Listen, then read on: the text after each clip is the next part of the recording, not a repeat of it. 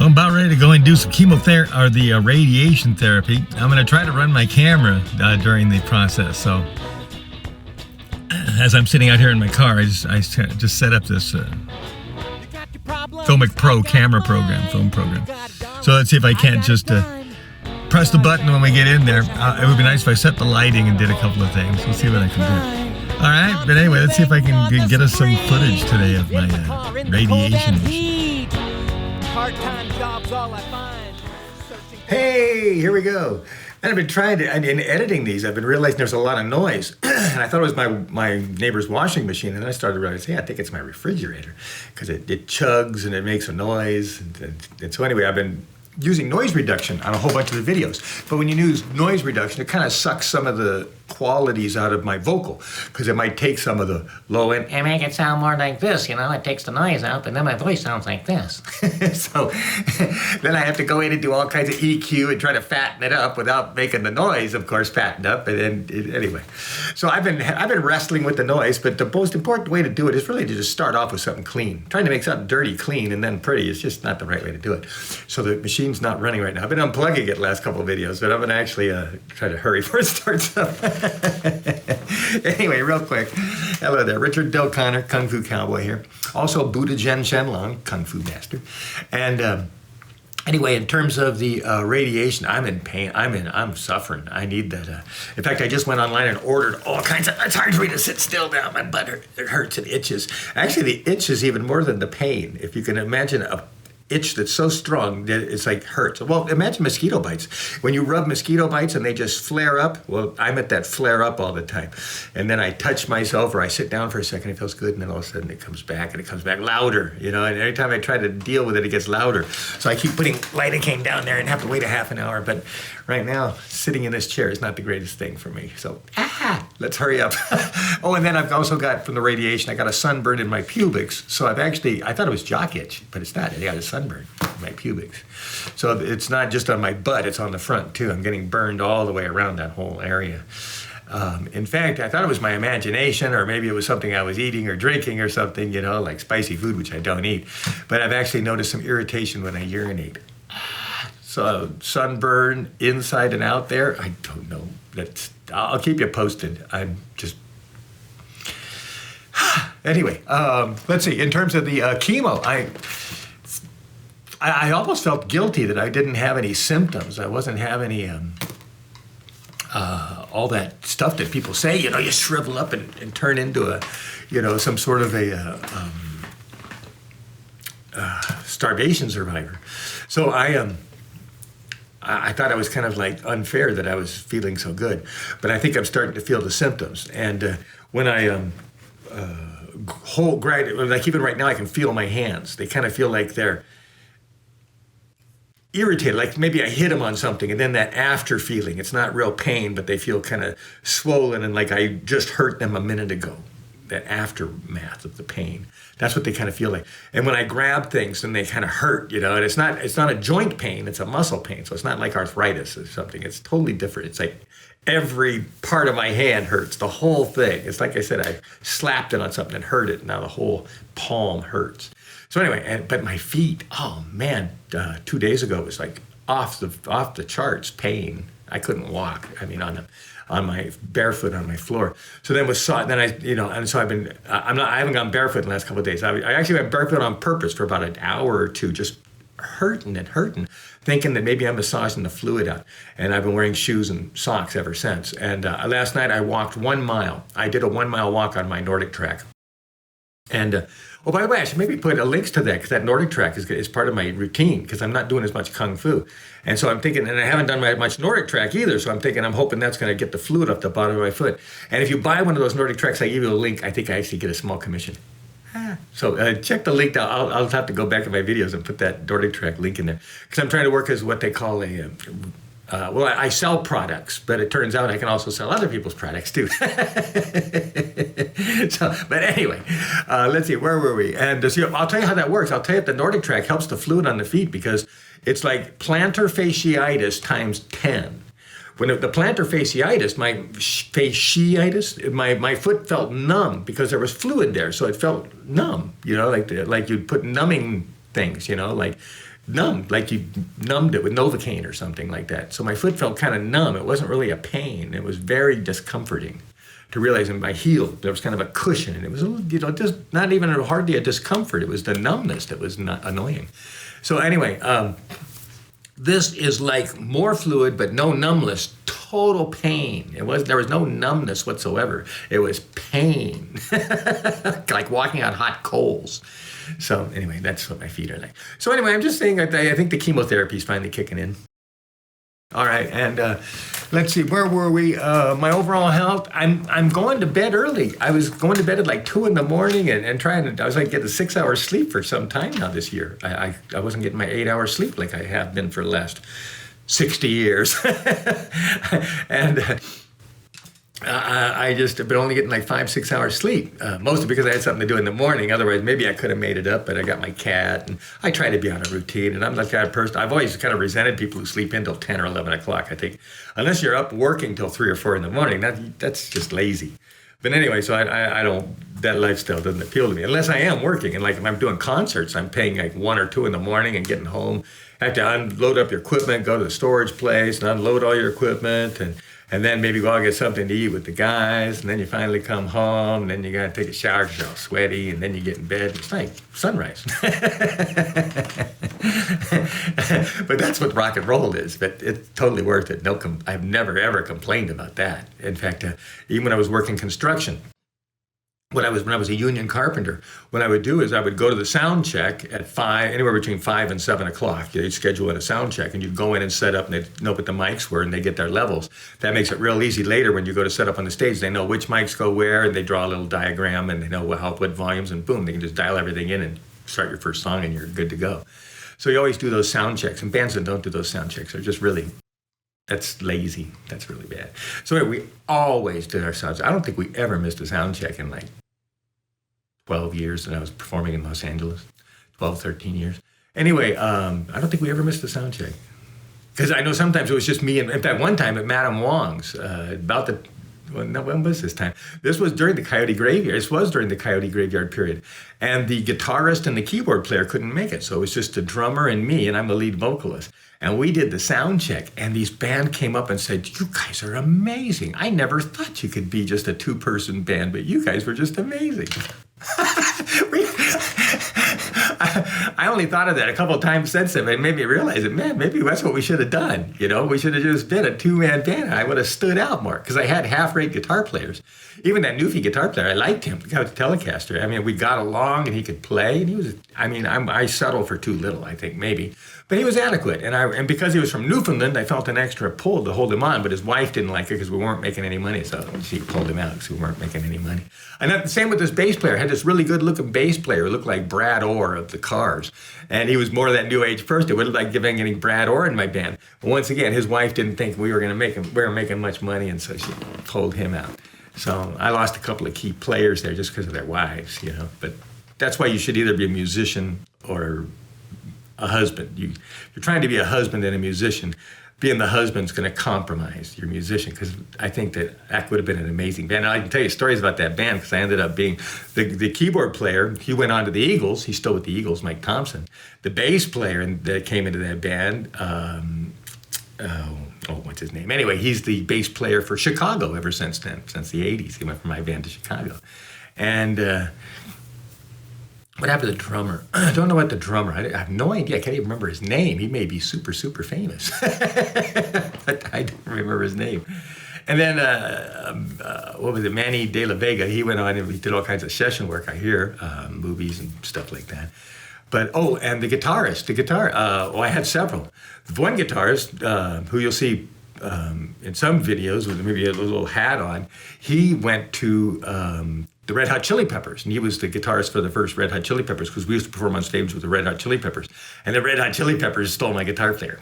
So I lost my guitar player. So then I replaced him with the guy from Paul Butterfield Band, the blues band with the harmonica player. He was a blues player, but toured all over the world and everything. So he was really good.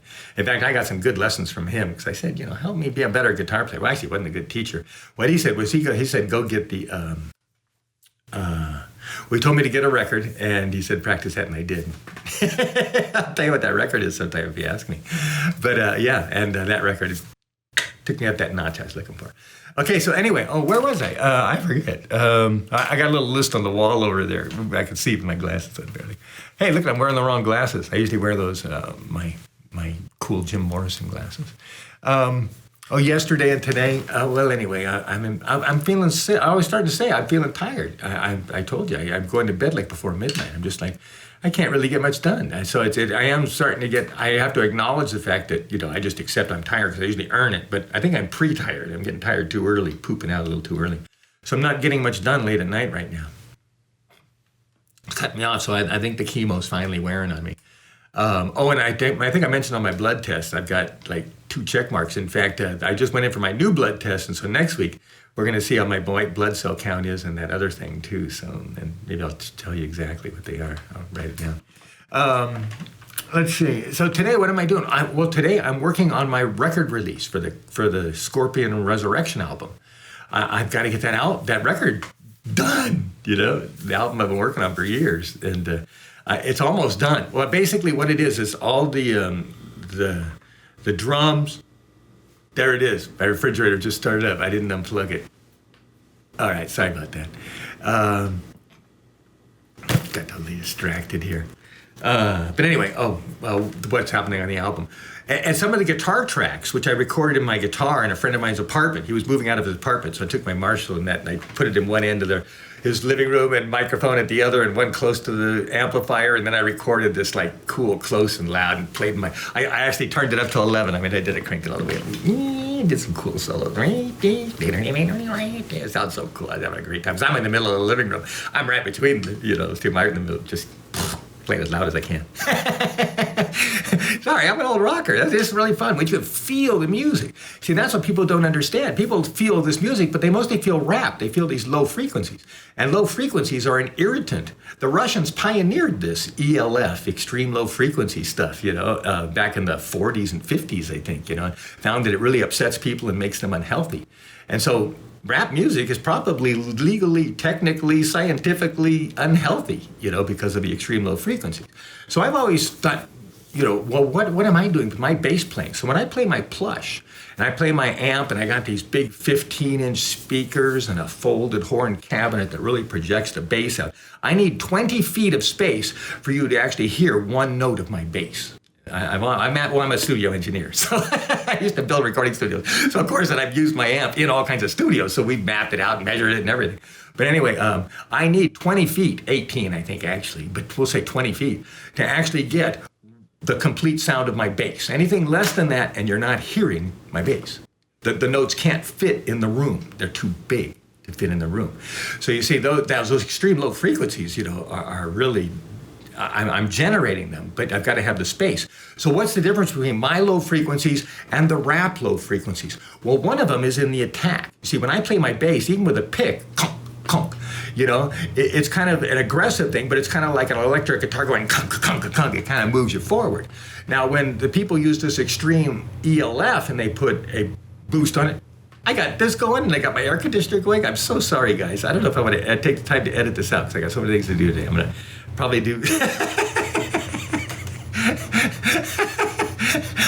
double noise. This is not a recording studio.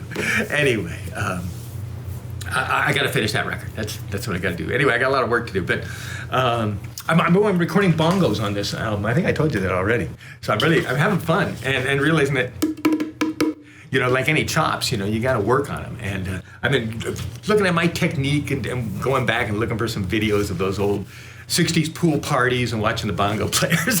Sometimes they're just an actor, they're just they're just the background. But sometimes you see real bongo players. And so when I do, I try to look, are they using 2 fingers? Or are they using 3? And I'm really starting to enjoy this, but it's hard on your fingers. I can feel the beating in, in my joints, and which is one reason I decided I'm never going to get a set of congas, because I knew I'd hurt myself. But I love playing bongos, I just got to figure out how not to hurt myself so bad, because, like I said, you're bounding on your bones. But I love, anyway, I love playing drums, especially since I became a parent. Well, I've always enjoyed percussion and drums, but anyway. Okay, so where were we? Let me get out of here. Let's see. Yeah, Kung Fu Cowboy. I got to get to work on that. Damian Keyes, he's my guy. I'll tell you a funny story. I was thinking, I didn't know if who I could even tell this to, but I'll tell it right now. Actually, I'm not going to do it now because I got all this noise. But I'll tell you a part of it. There's a song, and you can find it maybe online, and I sing it. And it's called The Coyote Blues. And I'm going to start crying if I'm getting choked up right now. Okay, so I can't sing it, and I'm not going to try it right now. But I wrote this back in 2015. True story. Totally true story. It happened to me. Oh, God, I'm all choked up. Okay, real quick story. Woo. Coming soon. The Coyote Blues. But I can manage to do it without getting choked up. I have to get rehearsed and do it a couple of times. It's a pretty song. But anyway, the point I was going to say about that song was the guy who I wrote it about, the main star of that story, the poor guy who was in, he was, what do we call him? A rape victim or something? He's had a horrible life. Anyway, he was so messed up psychologically that he actually had certain kind of, he believed he had prophetic skills. He was kind of like almost a shaman in a sense. He had been forced so far inward, in his personality and his character from being abused for so many years, that he kind of like, when he became free, he was very religious, very Catholic, from South America actually. And he saw this, he compensated for it by, I think, going very spiritual. And anyway, okay, sorry. It's a weird story. I've got all these stories that nobody would ever let me write. I contacted the LA Times and stuff, and when I was in the shelter and when I was living on the street, say, hey, I'm a writer. Don't you want to have some stories of what homeless life's like? But nobody wanted to hear about it. Anyway, he gave me a prophecy for what it was worth, but he was so whacked out and so, in a way, sensitive that I couldn't discount him, I couldn't just say, oh, you're whacked out. You're a nut, you're crazy, I'm not gonna believe you. No, sometimes I've come to learn that people have all kinds of different levels of believability depending on how they see themselves in reality. So, like I said, the way he sees reality forced him into an alternate universe a little bit.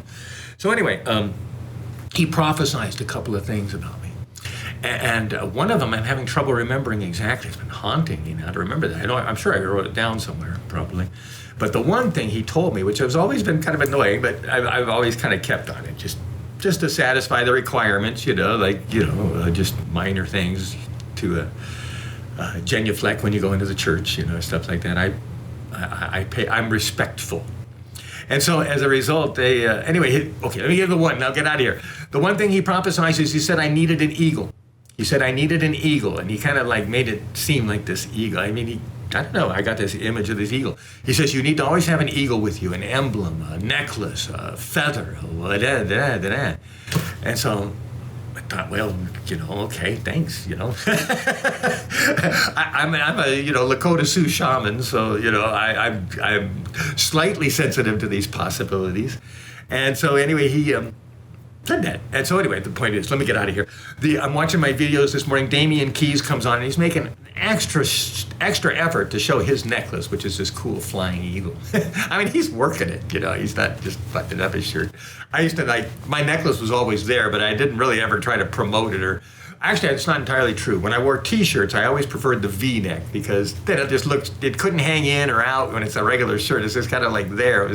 So I found the V-neck, and all right, the shirt looks good, the necklace looks good. So I wore, whenever I went to the churches and everything, I always said, you got any V-neck shirts? And they'd always give me like 2 or 3. So I ended up with a collection of stack of V-neck shirts about this tall. All different colors and sizes. And so instead of regular t-shirts, I wore, when I was homeless for like 6 years, I wore V-necks that whole time. So I was always wearing turquoise necklaces, turquoise and jade. But anyway, so it made me think that maybe he's the eagle that I need in my life. I told you, I'm expecting him to make help me become more successful. And here I was prophesied that I needed an eagle to do it. And he's an eagle. He's the eagle. He's the guy wearing the eagle. So maybe just coincidence. All right, let me get out of here. Oh, here's my Lao Tzu, 13A from this book by me. Okay, self-esteem recognizes no pride or shame. Ooh, I have to think about that for a second. Okay, but here we go. Self-esteem recognizes no pride or shame. See, pride is actually, we can almost say, is an inflammation of something, blowing up something, and shame is somewhat a deflation. So it's each of those is kind of an exaggeration. The shame and the pride are kind of judgments. They're kind of like add-ons, I guess you could say. So self-esteem doesn't recognize those. It has nothing to do with those. It's self-esteem is down here. It's not the pride and it's not the shame. That's not what self-esteem is. Okay, self-appreciation is the acceptance of all outcomes based on consistent, satisfactory effort. Hey, look at Lao Tzu cutting us a little slack here. Satisfactory, not the most incredible, because not everybody can do the most incredible all the time. But if you can do satisfactory effort consistently, kind of like on a climbing a mountain. Yeah, maybe some guys can go faster, maybe some guys can go slower, but if you can get that consistent flow that's just kind of consistent, then you'll beat the slow guy for sure. And even the fast guy, he might have to take long breaks or he might get hurt, and you just consistently make it up there nice and safely and you make it to the top. So anyway, let me read it all again and I'm out of here. Self-esteem recognizes no pride or shame. Self-appreciation is the acceptance of all outcomes based on consistent, satisfactory effort. And remember, that's what Kung Fu is, time and effort. So self-appreciation is really good Kung Fu. Ooh, I like that. All right, Jen Shedlog here in pain. I put a whole bunch of that lidocaine sunburn lotion on my butt. Maybe it started to take effect because it only feels warm now. When I first sat down, man, I was just like having trouble finding a comfortable spot. But right now it's just kind of like this, like I'm sitting on a hot pad. God. All right, Jen Shedlog, Richard Dub Connor, Kung Fu Cowboy, out of here.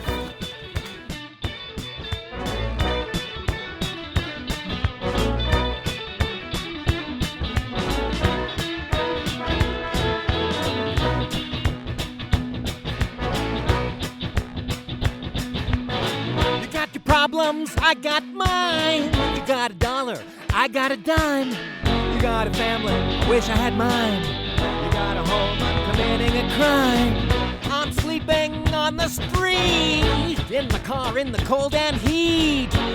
Part-time job's all I find, searching for my peace of mind.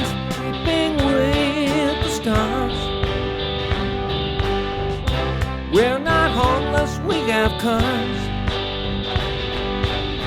I need a financial injection to complete my scorpion resurrection. My Buddha Kung Fu with Shaolin Chimantas, along with Tai Chi Youth, a playground in Atlantis. The Coyote Clan was a wife and 2 kids, but now their religion, singing with me, forbids. No, I'm not blaming the economy. I'm done shaming those who deserted me. I got resentment for some relatives who failed to help or offer a place to live. Sleeping with the stars. We're not homeless, we have cars. I need a financial injection to complete my scorpion resurrection. Now I see the blessing of what could have been much worse. If I'd let them support me, their advice would be my curse. Parents want peace of mind when they go to bed each night. So for their security, they know what's right.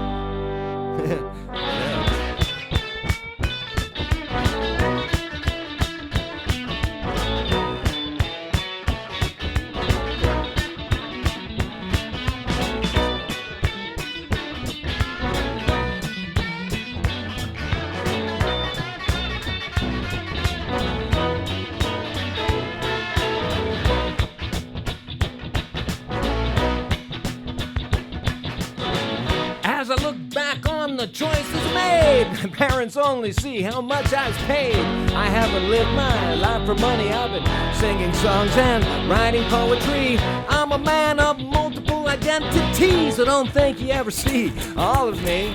I am who I want to be.